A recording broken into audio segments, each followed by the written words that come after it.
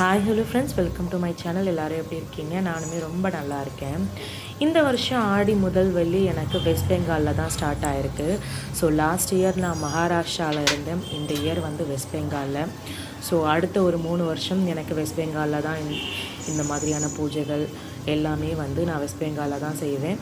So இன்றைக்கி morning சீக்கிரம் எழுந்து நானுமே பூஜை வேலைகளை ஸ்டார்ட் பண்ணிட்டேன். மார்னிங் வந்து பிரேக்ஃபாஸ்ட் பண்ணி பசங்களுக்கு கொடுத்துட்டு அதுக்கப்புறம் பூஜைக்கு தேவையான நெய்வேத்தியத்தை ஸ்டார்ட் பண்ணிட்டேன். ஃபஸ்ட்டு நான் செஞ்சது வந்து பார்த்திங்கன்னா கூழ் தான் ரெடி பண்ண போகிறேன். ஸோ கூழ் ரெடி பண்ண வச்சுட்டு அதுக்கப்புறம் குலதெய்வ வழிபாடுக்கு தேவையான இன்க்ரீடியன்ஸ்லாம் ஸ்டார்ட் பண்ணிட்டேன். ஸோ இப்படி தான் நான் வந்து குலதெய்வ வழிபாடு செய்வேன். ஸோ ஒரு பானையில் வந்து பச்சரிசி இல்லாட்டி தண்ணி இது ஏதாவது வச்சுக்கலாம். மேக்ஸிமம் நான் பச்சரிசி தான் வைப்பேன்.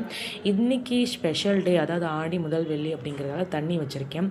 பச்சரிசியை விட தண்ணி ரொம்பவே சிறந்தது அப்படின்னு சொன்னாங்க, அதனால நான் இன்றைக்கி தண்ணி வச்சுருக்கேன். அதில் ஒரு டேபிள் ஸ்பூன் மஞ்சள் பொடி போட்டு மிக்ஸ் பண்ணிக்கணும். அது கூடவே நான் வந்து 2 ஏலக்காய், லவங்கம் இதையும் சேர்த்துருக்கேன். அதுக்கப்புறம் 9 ரூபாய், 1 ரூபா காயின்ஸ், 9 ரூபாய் காயின் போட்டிருக்கேன்.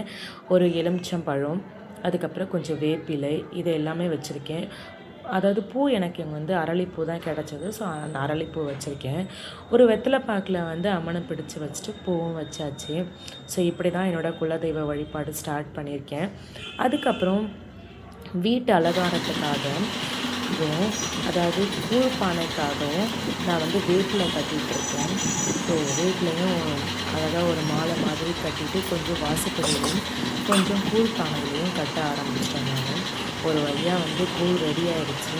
ரெடியான கூழை நான் வந்து இந்த மாதிரி ஒரு செம்பு குடத்தில் வந்து ஊற்றிட்டேன். இது ரொம்ப சின்ன குடம், ரொம்பவே அழகான இருக்கும். ஸோ எப்பயுமே நான் இதில் தான் வந்து கூழ் ஊற்றுவேன். இதில் ஊற்றிட்டு மஞ்சள் பூசி அதுக்கு பொட்டெல்லாம் வச்சுட்டேன். பொட்டு வச்ச கையோடு நான் கட்டி வச்சுருந்தேன் வேப்பிலை மாலையையும் இந்த குடத்துக்கு அழகாக கட்டிட்டேன். ஒரு வழியாக சாப்பாடு எல்லாம் செஞ்சு முடிச்சாச்சு.